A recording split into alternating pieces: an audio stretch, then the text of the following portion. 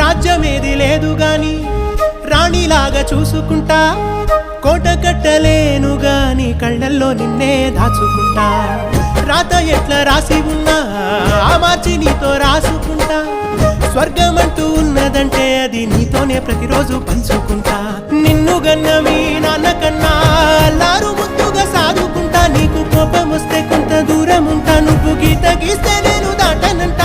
కంట నీరు కంటి రెప్ప దాటకుండా కాటుకై కావలుంటా. రాంబాయి నీ మీద నాకు మనసాయనే, ఏనాడు నిన్ను వీడిపోని నీడైతనే.